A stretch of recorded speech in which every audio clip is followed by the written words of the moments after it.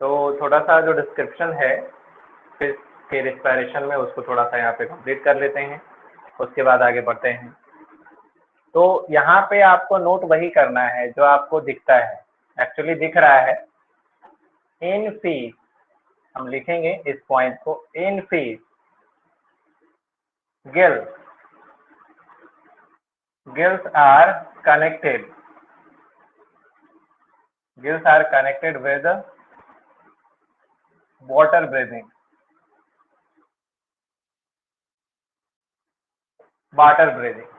क्या बात समझ में आई? गिल्स जो है वो किससे कनेक्टेड है? वाटर ब्रीदिंग से कनेक्टेड है, क्योंकि वाटर डिजॉल्व ऑक्सीजन को ही फिश इस्तेमाल करता है और वो वाटर से ही कनेक्टेड रहता है ना? आ रही बात समझ में? क्लियर है? हाँ, इसके बाद हम कुछ बात करेंगे। Gills are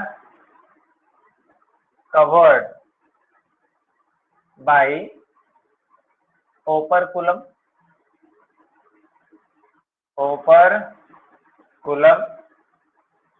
in bony fish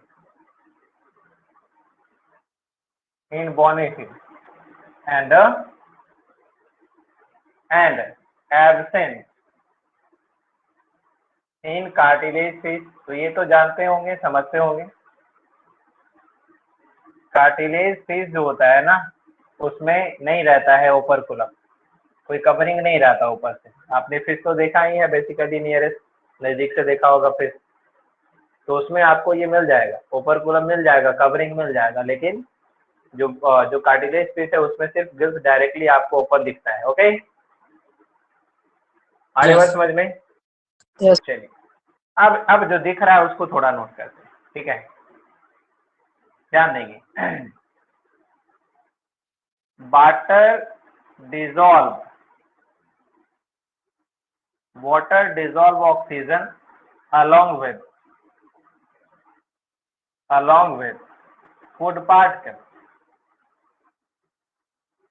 with food particles enters through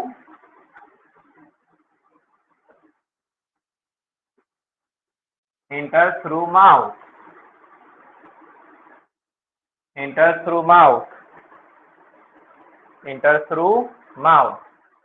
ठीक है? माउथ के थ्रू इंटर कर रहा है, माउथ के थ्रू इंटर कर रहा है ना? यस। चलिए, आगे क्या हो रहा है भाई, तो समझना है। Food particle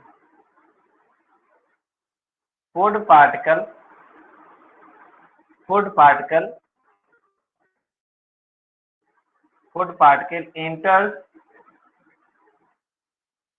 into elementary canal via pharynx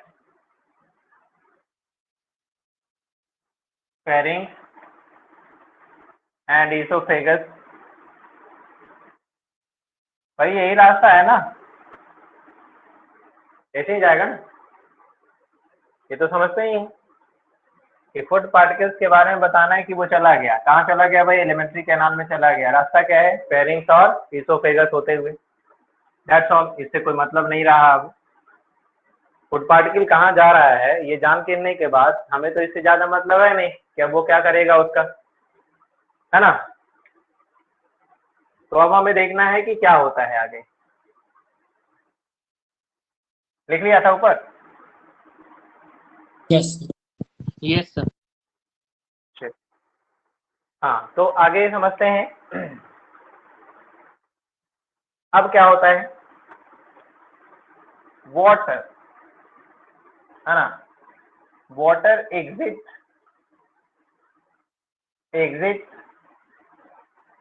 via the gills,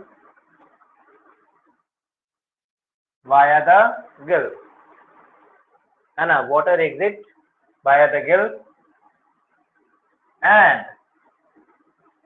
and during this time, during this time जब निकल रहा है, during this time water dissolve oxygen,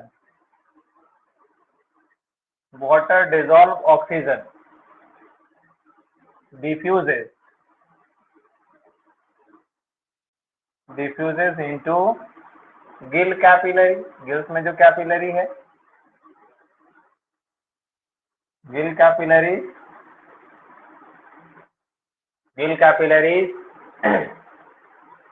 and same time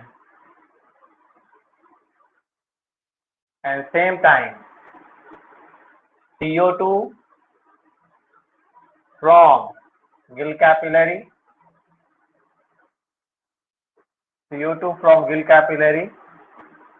diffuse out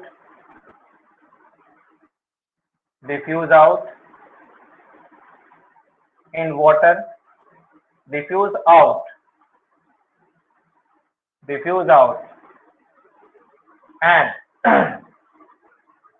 and remove with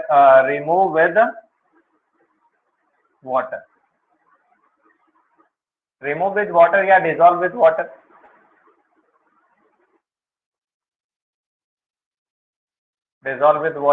water के साथ dissolve करेगा और exit out, निकल गया वाटर। हमें लग रहा है कि जो यहाँ पे हमने यहाँ बनाया है, ये प्रोसेस आपको दिख रहा है, यही हुआ है ना? Yes, sir. अब थोड़ा सा इसके अंदर की बात कर दी गई है कि क्या हुआ है इस ऑक्सीजन का और ये आया कैसे, ठीक है? तो वो तो हम पहले भी पढ़ सकते हैं या बाद में भी पढ़ सकते हैं, ठीक है? हाँ, चाहे वो ह्यूमन के केस में हो या फिश के केस में हो, अगर रेड ब्लड है, हीमोग्लोबिन है और ऑक्सीजन को ट्रांसपोर्ट करना है इसकी मदद से, तो same process, Hb combined with O2 oxy haemoglobin बनाएगा, टू ऑल द सेल्स में पहुंचाएगा, वहां से फॉर्मेशन होगा CO2 combined with Hb and plasma. इसके बाद वो चलाएगा कहाँ लेकर के, गिल्स में लेकर चलाएगा। दैट्स ऑल, गिल रेस्पिरेशन हो गया। क्लियर? आई बात समझ में? चलिए, Yes, sir. Yes sir. अब आपको समझना है यहाँ पे नोट देखना है। नोट आपके क्वेश्चन पे डिपेंड करता है ना? नहीं, क्वेश्चन है ना एनसीईआरटी का, what are the advantage of terrestrial organism over aquatic organism with regard to obtaining oxygen, है ना? ऑक्सीजन को ऑब्टेन करने के रिगार्ड में टेरेस्ट्रियल का क्या एडवांटेज दिखाया जाए, तो एडवांटेज क्या है उसको समझना है, ठीक है? ये वही क्वेश्चन की बात हो रही है, क्वेश्चन के बेसिस पे मैं यहाँ पे नोट्स बना रहा हूँ, ठीक है? तो समझना है। तो कैसे लिख दें और क्या लिख दें भाई? तो लिख सकते हैं यहाँ पे अमाउंट ऑफ O2, है ना? Amount of dissolve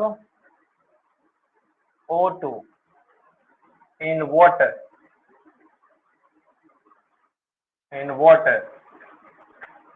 is less than, है ना, is less as compared to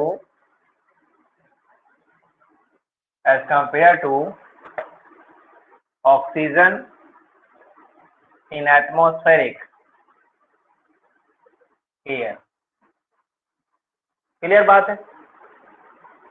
कहीं प्रॉब्लम ही नहीं है इसमें। The amount of dissolved oxygen in water is less as compared to O2 in atmospheric air, ठीक है? अब पॉइंट नंबर 1 यहाँ पे हो गया। अब आगे समझना है इसको कि अगर ऐसा है तो क्या होता है,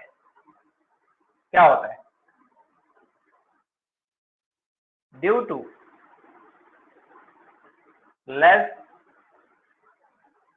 less O2 in water. Due to less O2 in water, fish perform fast breathing. Fish perform fast breathing,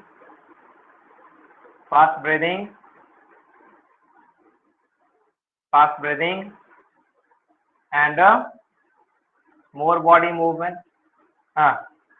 Fast breathing to fulfill O2 requirement. To fulfill O2 requirement of body.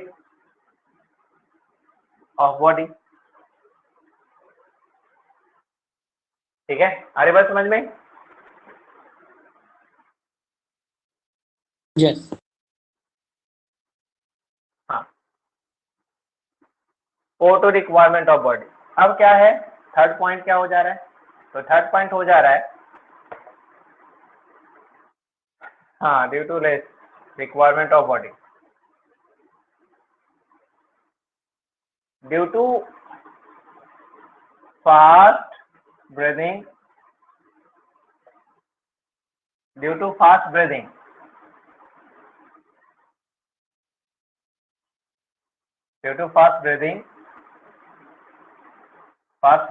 movement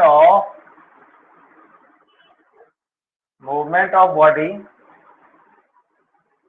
also fast, which can consume more energy.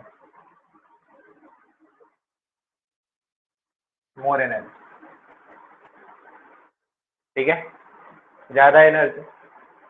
और तुम क्या कहते हो, advantage तो वही दिखाते हैं ना जनरली, कि अगर तुम कोई सामान बाजार से खरीदने गए, सेम प्रोडक्ट तुम लेकर के आ गए 20 रुपीज में, और वही सेम प्रोडक्ट कोई लेकर के आ गया 50 रुपीज में, किसका एडवांटेज हुआ? जो 15 रुपये में लेके आया. हम लोग क्या, सेम चीज. तो यही कह रहे हैं कि यहाँ पर वाटर से भी ऑक्सीजन ही लेना है, और एटमॉस्फेयर से भी ऑक्सीजन लेना है. तो हमें खर्च ज्यादा क्या करना पड़ रहा है, वाटर से ऑक्सीजन लेने के लिए बॉडी में एनर्जी ज्यादा खर्च करना पड़ रहा है, और वो एटमॉस्फेयर से वही ऑक्सीजन लेने के लिए एनर्जी क्या होता है, कम खर्च करना पड़ रहा है. एडवांटेज हुआ है ना? Yes. तो एक लाइन में यहाँ पे अब क्लियर कर देते हैं. ठीक है,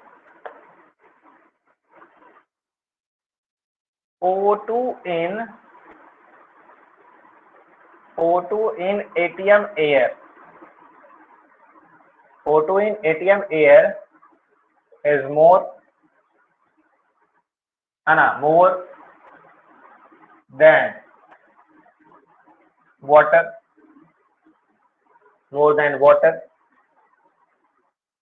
water. So terrestrial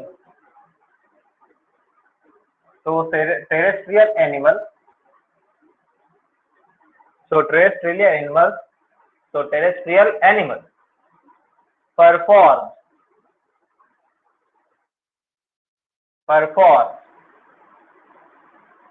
ठीक है,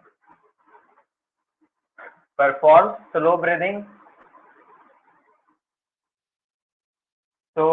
breathing and consume less energy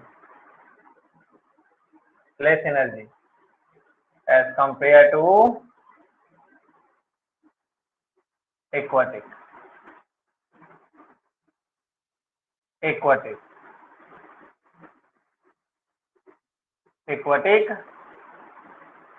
Organism. That's all. आई बात समझ में? समझने वाला समझ गया कि एडवांटेज क्या होता है. ज्यादा नहीं, पॉइंट टू पॉइंट करके लिखा इसलिए थोड़ा लग रहा है, लेकिन लिखना तो चाहिए इस तरह से ना. चलिए फिर रिस्पायरेशन क्लियर है।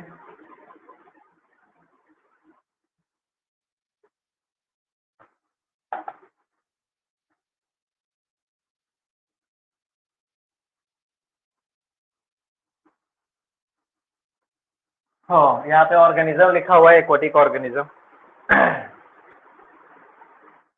That's all. लिख लिया सभी ने? Yes, sir. Yes. समझ में भी आ गया? अगर बुक होगा सामने तो आपने क्वेश्चन पढ़ भी लिया होगा। हो गया ना? Yes. चलिए अब हमारा टॉपिक है number 4, tracheal respiration. Tracheal respiration.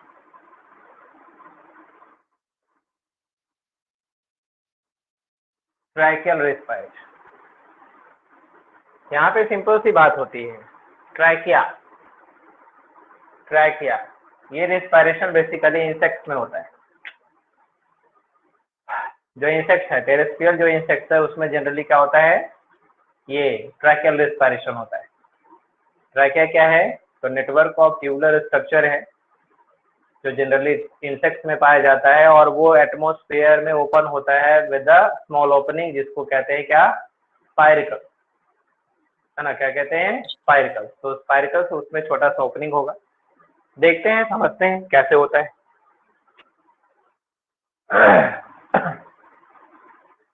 लिख लेंगे, द रेस्पिरेशन और gaseous exchange occurs with the help of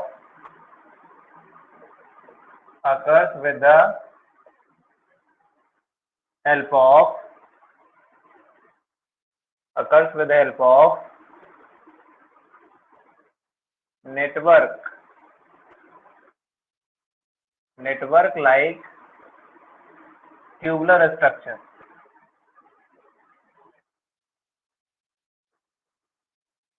Network like tubular structure for trachea is called tracheal respiration. Tracheal respiration, ठीक है? ट्रैकियल रेस्पिरेशन किसमें होता है? ट्रैकियल रेस्पिरेशन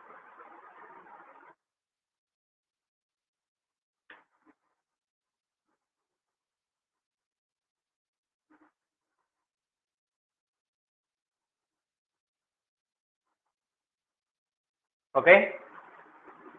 तो ट्रैकियल रेस्पिरेशन किसमें हो रहा है? तो एग्जांपल हम लोग बना लेते हैं। किसमें? Insect. Insects. Insect such as, क्या बटरफ्लाई लिख सकते हैं? बटरफ्लाई में भी होता है। मॉस्किटो लिख सकते हैं, मॉस्किटो में भी होता है। और बीज में भी होता है। Cockroach. कॉकरोच में भी होता है।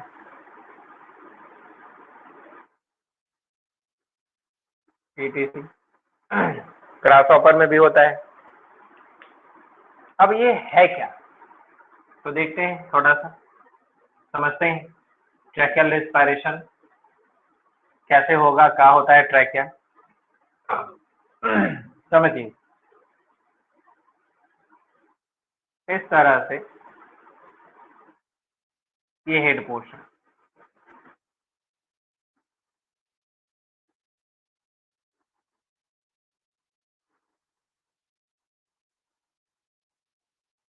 ठीक है? हेड पोर्शन,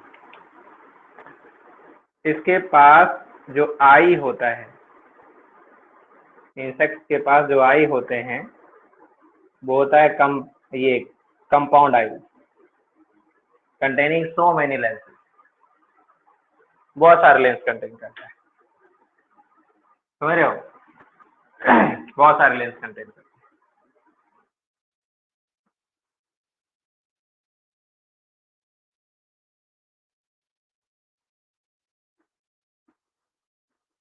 बहुत सारा लेंस कंटेंट है।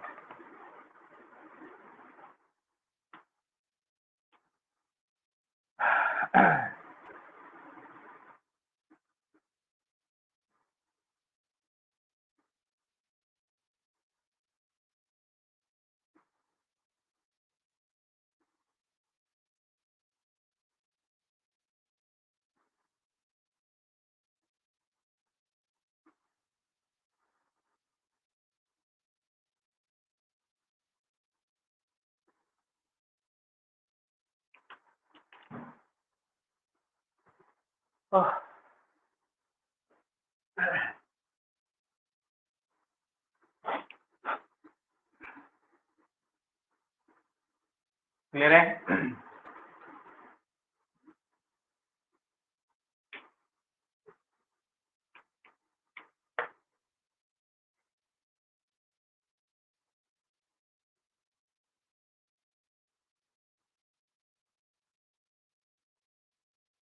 ऐसा कुछ करके। अब इसके अंदर क्या दिखाते हैं आपको, थोड़ा सा ट्रैक किया दिखा देते हैं। हालांकि वैसे तो दिखता नहीं है, फिर भी दिखाते हैं आपको। छोटे छोटे स्पाइरकल्स यहाँ पे ओपनिंग है, इस तरह से ओपनिंग्स रहता है बहुत सारे, और इससे कनेक्टेड होगा इस तरह से, इस प्रकार से कनेक्टेड रहेगा, नेटवर्क लाइक ट्यूबुलर स्ट्रक्चर।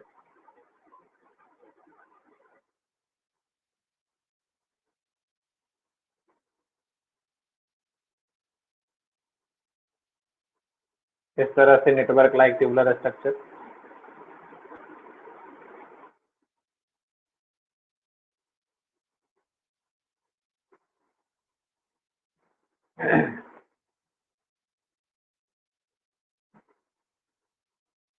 इस तरह से कनेक्टेड रहेगा इसके अंदर, ठीक है। आपको मालूम ही है कि बॉडी थोड़ा सा कैसे रहता है, तो जिगजैग रहता है, मालूम है ना, देखे हो कभी?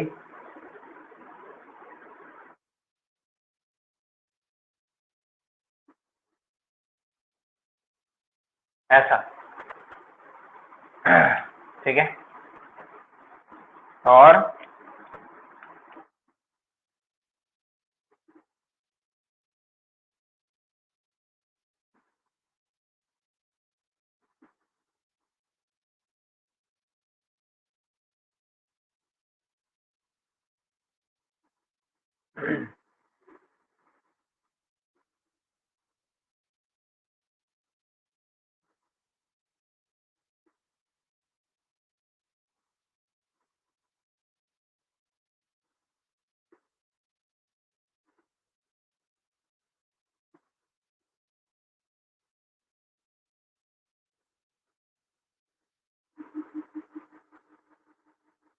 अरे बात समझ में?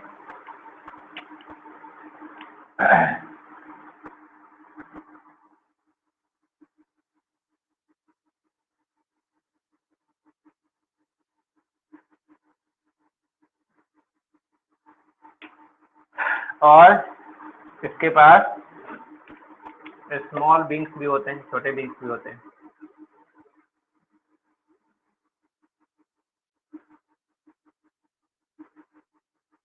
इसी तरह से रहता है ना, आई थिंक। तो Yes. क्या दिख रहा है आपको, ये किसके जैसा फिगर है? Bees just. बीज है, ठीक है। बीज को ऊपर से देखोगे तो इसके ऊपर से इस तरह से लाइनिंग मिलेगी,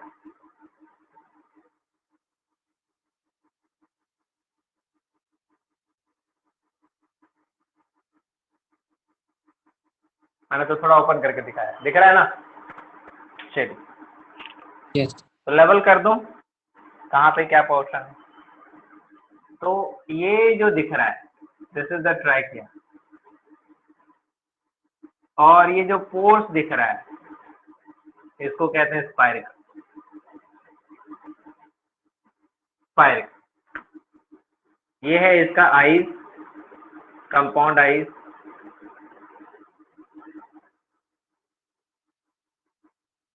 कंपाउंड आइज, बाकी पता ही है विंग,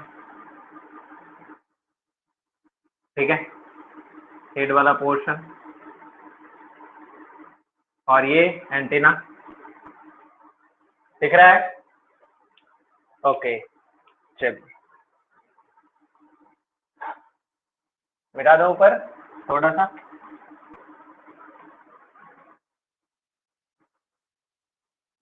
हल्का सा डिस्क्राइब करते हैं।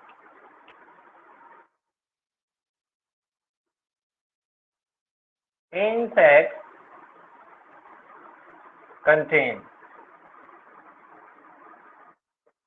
network of tubular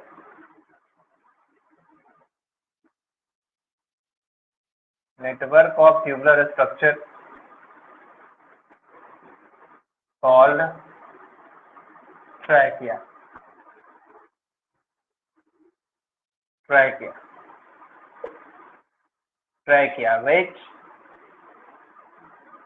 which opens outside through a small Spiracles. pore called spiracles. 10 pairs होता है spiracles generally, 10 pairs spiracles. Exchange of O2 and CO2 occurs via the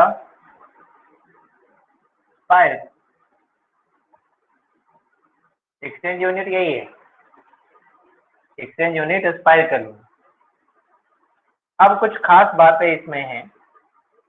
खास बात क्या है समझना है, ध्यान रखोगे। insects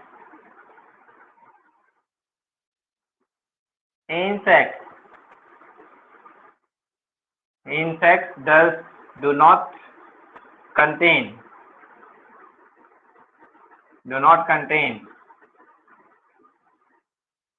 contain red blood, but having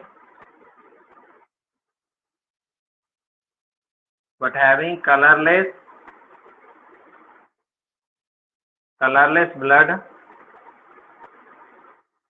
blood called, क्या बोलते हैं, hemolymph। Lymph. हाँ, hemolymph, ठीक है। Body filled with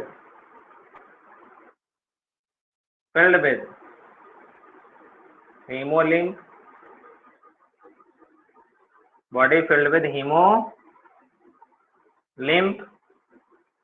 called hemocyte। Body को कहते हैं hemocyte, जो बॉडी पूरी तरह से hemocyte, and all internal organ bath in hemolymph। hemolymph में जो है वो डूबा रहता है, hemolymph, and not having, क्या नहीं है, ब्लड कैपिलरी नहीं है। तो ब्लड कैपिलरी है ही नहीं, तो ब्लड कैसे फ्लो करेगा कैपिलरी के अंदर, वो तो डायरेक्टली पूरे बॉडी में भरा हुआ रहेगा। आई बात समझ में? तो जब भी मान लिया जाए कि यहाँ से है ना CO2 निकल रहा है, तो डायरेक्टली जो है वो CO2 निकल जाएगा, या ऑक्सीजन इसमें इंटर कर रहा है तो डायरेक्टली ऑक्सीजन इंटर कर जाएगा। तो यहाँ पे ऑक्सीजन को इंटर करने और रिलीज होने के लिए जो प्रोसेस इस्तेमाल हो रहा है वो प्रोसेस क्या है, डिफ्यूजन। एक्सचेंज ऑफ गैसेस कैसे होता है, डिफ्यूजन के थ्रू। आई बात समझ में?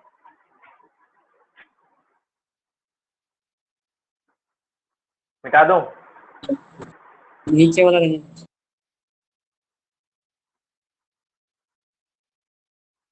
चल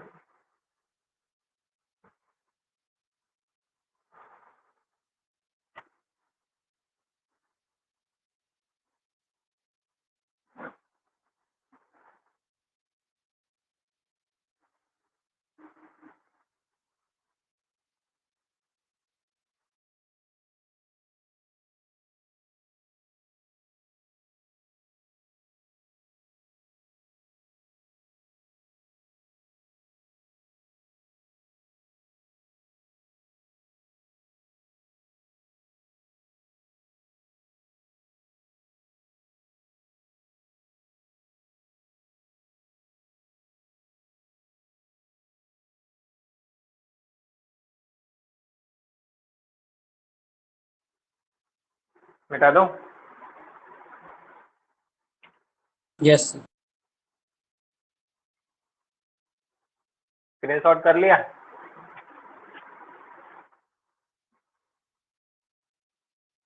चल ठीक है।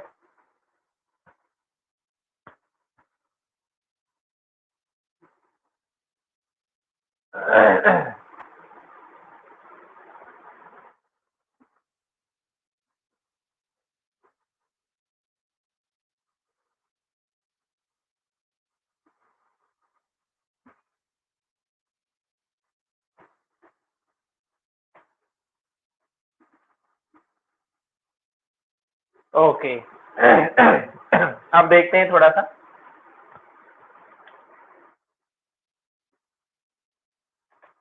Pulmonary respiration, pulmonary respiration. अभी पल्मोनरी क्या होता है? Pulmonology, pulmonology, what is the pulmonology? Pulmonology होता है study of lungs. Pulmonology study of lungs होता है। तो इसका मतलब यहाँ पे है कि रेस्पिरेशन और गैसेस एक्सचेंज में अगर आपका लंग्स एडेड है तो उस तरह के रेस्पिरेशन को क्या कहोगे? पल्मोनरी रेस्पिरेशन कहेंगे। तो क्या होगा? The respiration, the respiration or gaseous exchange, the respiration or gaseous exchange occurs with the help of lungs is called pulmonary respiration.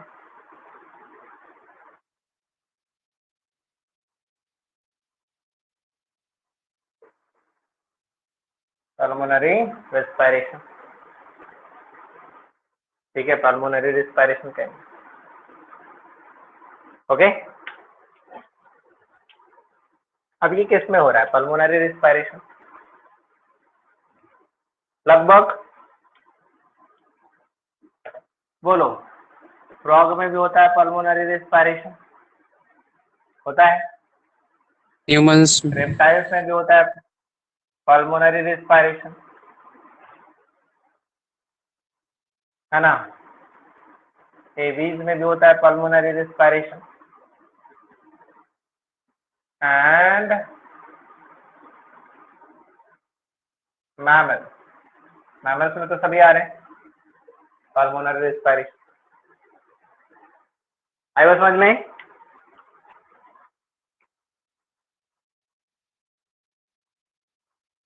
ठीक है, यस।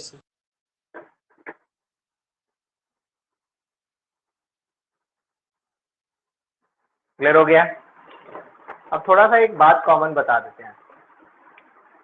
ये जो एवीज है यानी जो बर्ड्स हैं, birds,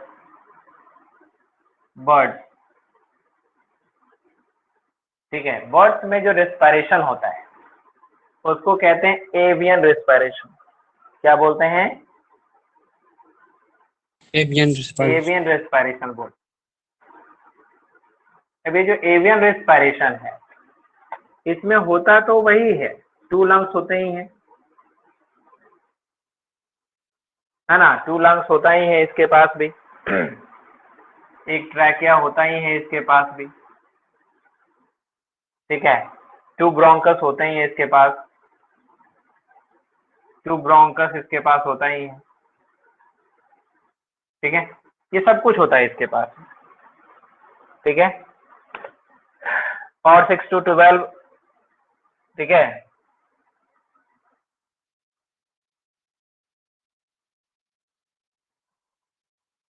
six to 12 air sacs होते ही हैं और 6 to 12 एयर सैक्स होते हैं। ये समझना है कैसे क्या होता है, समझना थोड़ा। अगर मैं यहाँ से लंग्स यहाँ पे मैं बना दूं, ट्रैकिया यहाँ पे बना देता हूँ इस तरह से, ऐसे ऐसे ऐसे, और यहाँ से कनेक्ट कर देता हूँ इसके 2 ब्रोंकस को, इसके 2 ब्रोंकस को मैं यहाँ से कनेक्ट कर देता हूँ, ठीक है। तो जो लंग्स है, एवियन बर्ड का जो लंग्स है वो क्या होता है, कैसा होता है, जैसा ह्यूमन का लंग्स होता है कुछ इसी तरह से होता है, लेकिन जो लंग्स होता है ना, वो लंग्स कैसा होता है, अनडिस्टेंसिबल होता है, यानी वो फैलता सिकुड़ता नहीं है ना। क्या बोल सकते हैं, लिटिल डिस्टेंसिबल बोल सकते हैं, लिटिल डिस्टेंसिबल मतलब बहुत कम फैलता और सिकुड़ता है, ठीक है। ये जो लंग्स है ये बहुत कम फैलता सिकुड़ता है, ज्यादा फैलता सिकुड़ता नहीं है। तो होता क्या है भाई, तो इसके पास में होते हैं 9 एयर सैक्स, इस तरह से एयर सैक्स होता है ना, इसके पास क्या होता है, एयर सैक्स होता है। 1 2 3 4 5 6 7 8 9, इस तरह से इसके पास क्या होता है, एयर सैक्स होता है। तो ये लंग्स हो गया और ये हो गया एयर सैक्स। तो जो एयर सैक्स होते हैं वो डिस्टेंसिबल होते हैं, लेकिन लंग्स तो होता है वो लिटिल डिस्टेंसिबल होता है, फैलता सिकुड़ता कम है। क्या होता है इसमें कि मान लिया कि यहाँ से जो है ना, एयर यानी ऑक्सीजन इंटर किया,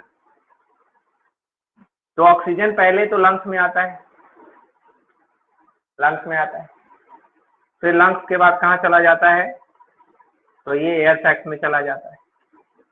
कहाँ चला जाएगा, एयर सैक्स में चला जाएगा। तो क्या हुआ, एक बार यहाँ पे देखो जरा, एक बार यहाँ पे क्या हुआ, इनहेलेशन हुआ, समझ में आ रही बात, एक बार लंग्स में इनहेलेशन हुआ, यहाँ पर इनहेलेशन हुआ, दूसरा फिर इसमें भी इनहेलेशन हुआ, ठीक है। तो 2 बार इनहेलेशन हो रहा है।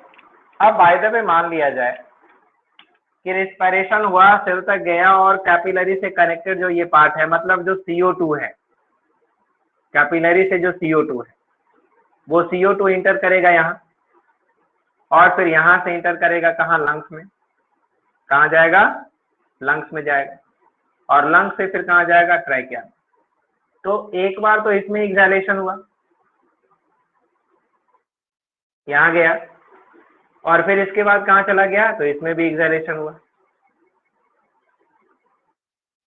ठीक है। तो ये कंडीशन होता है यहाँ पर कि बर्ड के पास लंग्स डिस्टेंसिबल नहीं होने के कारण और एयर सैक्स डिस्टेंसिबल होने के कारण क्या होता है कि जो कंस्ट्रक्शन रिलैक्सेशन है वो एयर सैक्स में होता है। एक बार यहाँ पे आ रहा है लंग्स में, फिर जा रहा है एयर सैक्स में, फिर एयर सैक्स में आ रहा है, तो फिर लंग्स में जा रहा है। तो 2 टाइम इनहेलेशन और 2 टाइम एक्सहेलेशन हो रहा है, ठीक है। 2 टाइम इनहेलेशन हो रहा है अंदर ही अंदर, 2 टाइम इनहेलेशन और 2 टाइम एक्सहेलेशन हो रहा है। तो इस अनुसार से इस तरह के रिस्पायरेशन को हम क्या कहते हैं, क्या बोलते हैं, इसको बोलते हैं डबल रिस्पायरेशन। क्या बोलते हैं इसको, डबल रिस्पायरेशन। तो डबल रिस्पायरेशन किसमें होता है, एवियन रिस्पायरेशन, यानी बर्ड्स में क्या होता है, डबल रिस्पायरेशन होता है। ठीक है, क्या कहते हैं उसको, डबल रिस्पायरेशन। क्यों भाई, तो passage of air through lungs and sacs perform 2 cycles of inhalation and exhalation. क्या, passage of air through lungs and sacs perform 2 cycles of inhalation and exhalation. Okay, आ रही बस समझ में। और Yes. लंग्स के पास, सॉरी, बर्ड्स के पास लैरिंग्स नहीं होते, सिरिंग्स होता है। लैरिंग्स के जगह पे क्या होता है, सिरिंग्स, सिरिंग्स, है ना। और सिरिंग्स होने के कारण क्या होता है, they can't produce voice like a human being, वो ह्यूमन की तरह आवाज नहीं निकालते। तो करते क्या है, तो ये बेल्लो करते हैं। बेल्लो मतलब वो चीख निकालते हैं, मतलब वो चहचहा सकते हैं, चीख सकते हैं, लेकिन वो ह्यूमन की तरह बोल नहीं सकते। ठीक है, हाँ, एक बर्ड है, अतः उसके पास भी होता है सिरिंग्स ही है, लेकिन उसका जो बनावट होता है टंग का, वो कुछ ह्यूमन के जैसा मैच करता है ज्यादा से ज्यादा। और हैबिट एंड प्रैक्टिस के कारण वो जनरली क्या होता है, कुछ आवाजें निकालता है, which is the parrot. Yes. हमारी बात समझ में। चलिए आज रहने देते हैं, अगले दिन क्या पढ़ेंगे, तो respiration in human being. Okay.